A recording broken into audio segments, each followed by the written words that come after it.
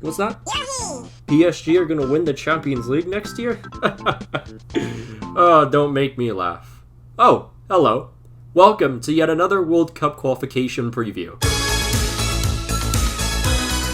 This is the best window yet because a lot of the confederations qualifications are coming to a close this window. But before we get into that, I just wanted to mention that the draws for the World Cup group stages are actually happening on April 1st.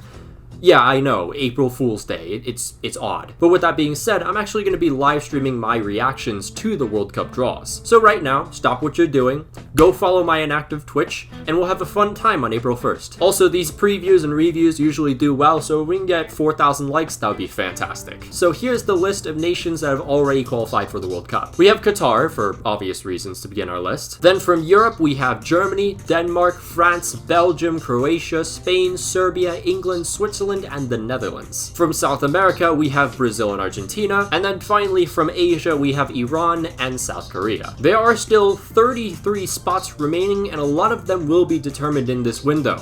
So let's get right into this. It was all the way back in November when we learned the insanity of UEFA World Cup qualifiers was just getting started. To give you a quick summary of how the UEFA qualification playoffs work, there's a path with 4 nations. Each path consists of 2 semifinals. The winners of those semifinals would go to the final, which determines who will be qualifying for the World Cup. There are 3 of these paths, which allow just 3 more European nations to qualify for Qatar. We will start our preview with Path A, Wales versus Austria in Cardiff. Gareth Bale and the young Welsh bunch will hope to send their nation to the World Cup for the first time since 1958. But don't exactly count out Austria yet. Sure, they finished 3rd in their group, but in Euro 2020, they put up a decent fight against teams like the Netherlands and even Italy in the round of 16. And when you have the god of versatility, David Alaba, anything's possible. Scotland will be playing Ukraine in Glasgow. However, because of the current situation going on, the Scotland-Ukraine match will be postponed until June. We won't know who qualifies out of this group for a while, but this is a larger thing than football. Now we go to Path B, which has generated quite a conversation throughout these last weeks. First, we have Sweden versus the Czech Republic, played in Sweden. Sweden will hope to qualify for a 2nd straight World Cup after bottling against Georgia and Spain in their final 2 group games. Sweden are very pragmatic in the way they play, and because of this, they don't really concede that many goals.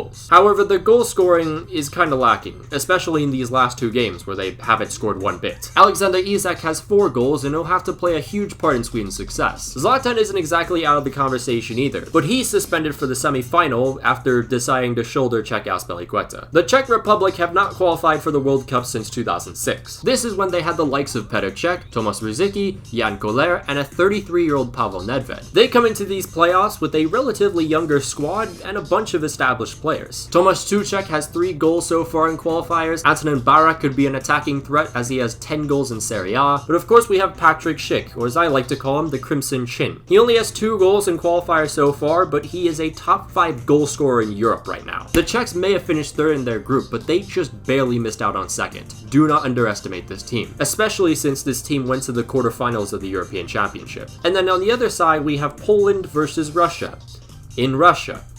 Obviously, things have kind of changed. After 3 days of saying not one single thing about the whole current situation, finally FIFA decided to put out some measures against Russia. And they were like a slap on the wrist. Oh, all you have to do is just play under the name Football Union of Russia without an anthem or a flag. And also now your home games are at a neutral venue. I sure hope that was enough to please you, Mr. Putin. I probably should mention, prior to this statement from FIFA, the federations of each team in Path B made a joint statement saying they refuse to play Russia. So, you know, FIFA for you. And remember, FIFA took these puny little measures after 3 days of discussion. I mean, the Taliban said something before FIFA. So a day after receiving backlash from other European countries, FIFA finally suspended Russia. So what does that mean for Poland? Well, they just get to relax and go on to the final. On top of this, now the final will be played in Poland. Poland are basically just Lewandowski and vibes, but this is where all the good ends. I won't sign any contract. Except yours. Let's hang glide out of this loser emporium. After qualifying for the playoff round, Poland's head coach Paulo Sousa left after receiving an offer to manage Flamengo. The Polish FA then appointed Czesław Michniewicz, who back in 2003 was involved in Poland's largest match-fixing scandal. He won a title with Legia in 2021, but then was sacked last year when the club sat 15th. So it will be interesting to see how this Polish team turns out. Patsy had no changes, but it is still going to be absolutely chaotic, because as you remember, there's a possibility that we do not see Portugal and or Italy in the World Cup. Because of a draw on the final day against Northern Ireland in the groups, the European champions risk not qualifying yet again and face North Macedonia. The idea of not qualifying is such a big concern that the Italian Federation requested Serie A postpone matches to give the national team as much preparation.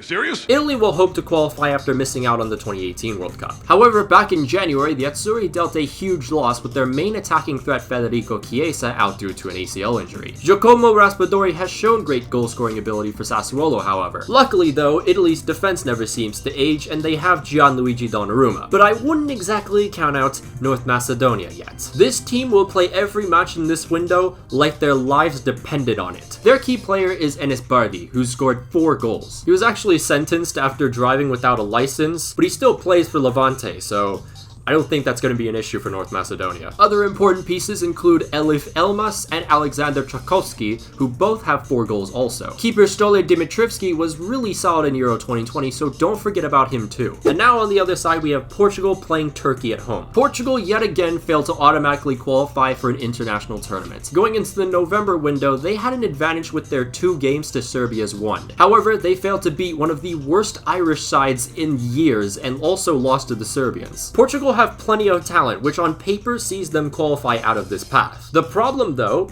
is they have no identity. I would say look out for Cristiano Ronaldo, but in the last window, he just disappeared. But hell, maybe we see 2013 playoff Ronaldo in the clutch again. Who knows? Turkey, on the other hand, are still a mystery yet to be understood by scientists across the globe. When you don't expect anything from this nation, they go out and do a madness and beat someone like the Netherlands. But once this team just has a little speck of expectation, it's like when North Carolina has a little snowflake on the ground, everyone loses their f***ing minds. Watching Turkey when they actually have expectations, it's abysmal to watch. So with Portugal being major favorites despite their issues, do not be surprised if Turkey somehow beat them. One key player would be Hakan Çalhanoğlu. Despite literally being in the football equivalent of creative mode, he doesn't get enough plaudits. But if he shows up in the playoffs, that all changes. 6 teams still remain in the hunt for World Cup qualification in South America. Ecuador look to be the next nation to qualify.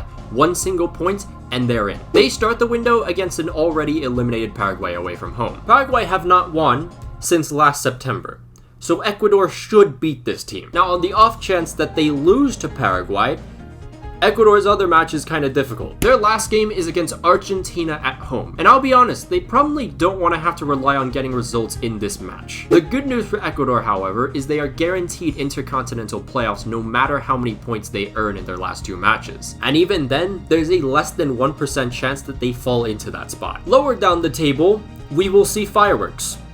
Maybe blood. 4th place Uruguay won huge matches against the 2 worst teams in the region last time out. But in this window, they play both hungry sides in 5th place Peru and 6th place Chile. Luckily, Uruguay are in full control of their fates and have a 59% chance of automatically qualifying. 2 to 3 points guarantees them at least intercontinental playoffs. But 4 points and Uruguay grab an automatic spot. It's as simple as that. Currently, Peru sit in the intercontinental playoff spot. The Peruvians prevailed with 4 huge points in their last window. They defeated the clinical goal scorers Colombia and then grabbed a draw against Ecuador. They battle Uruguay and finally end their campaign against Paraguay. The Peruvians have a 35% chance of qualifying automatically and a 45% chance of going to the intercontinental playoffs. Ideally, to stay in 5th, Peru need 4 points, but 6 points could see them as far up as 3rd if the dominoes fall their way. Chile are under Peru, and that is all thanks to prime Alexis Sanchez keeping Chilean hopes alive. The issue though is Chile have it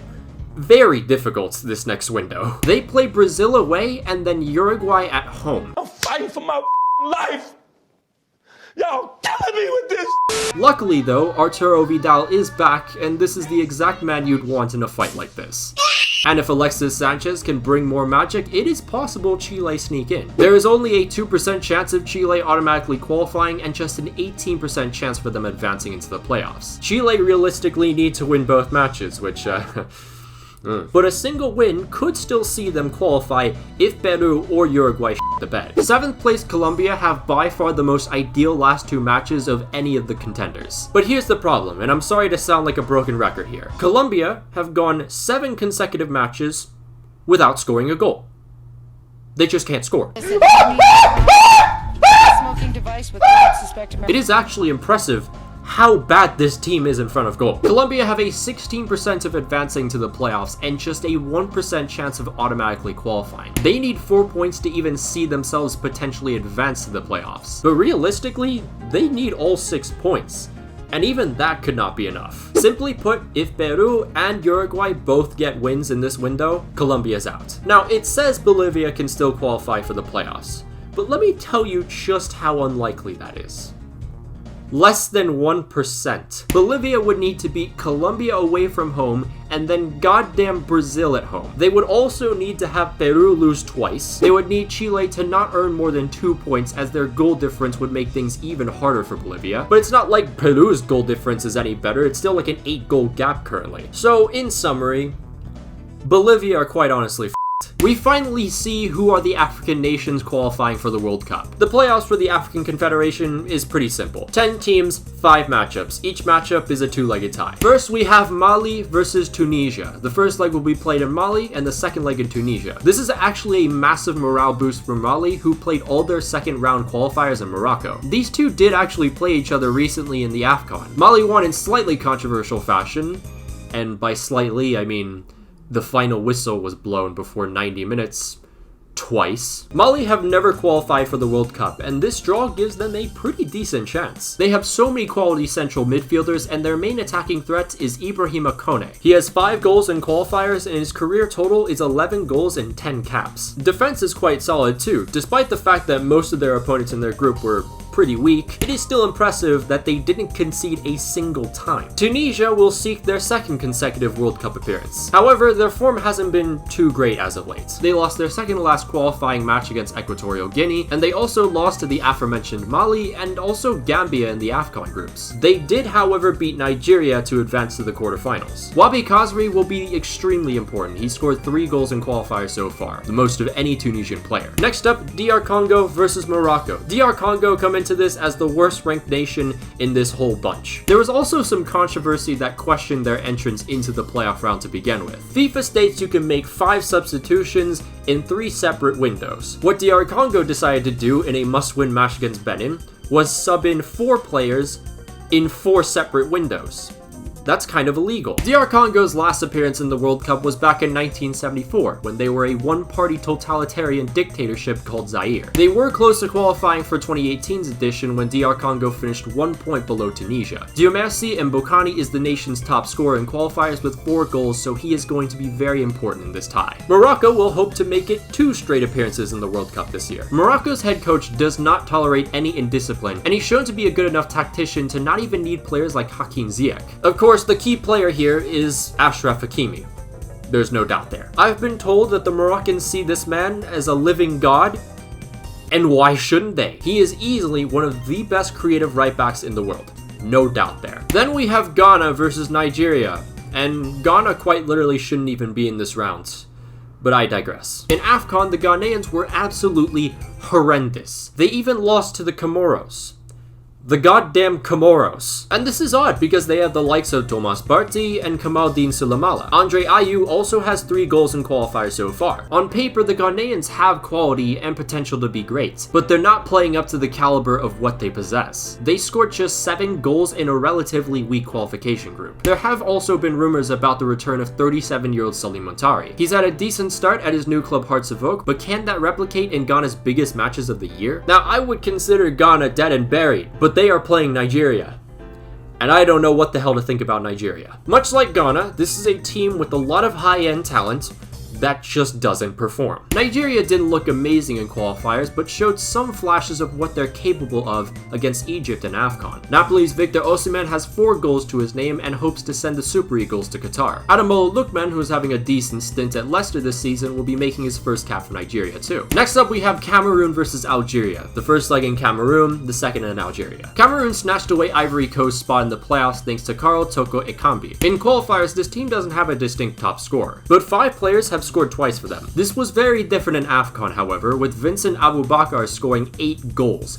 the most in the entire tournament. If we continue to see his insane AFCON form against Algeria, things could get pretty spicy in this tie. But speaking of goal scorers, Algeria has 2 in particular. Islam Slimani has scored 7 and Riyad Mahrez 5 in qualifiers. Algeria are considered the best team in Africa, but their recent results would say otherwise. They finished the qualifying group campaign drawing against Burkina Faso. And then there was AFCON.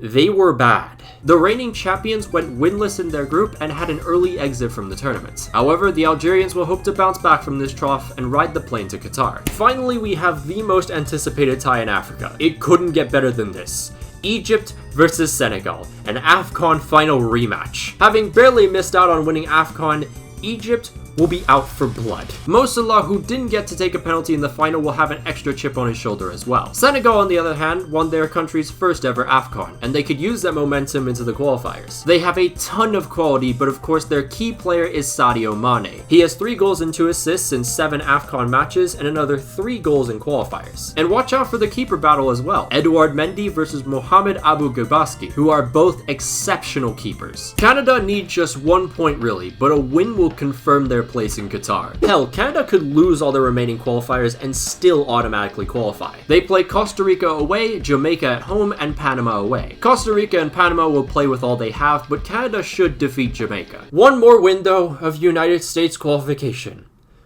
Thank God. Being second in the group usually gives you a sense of safety, but not when you have Greg Berhalter as coach. And with the trauma of Trinidad looming over everyone's shoulders, it makes everyone even more anxious. Even if the chances of the US not qualifying is just 2%. Oh, did I mention that Weston McKennie's injured? The US play Mexico at the Azteca to start their window. The Americans have never won a qualifier in the stadium, but Mexico have been extremely underwhelming.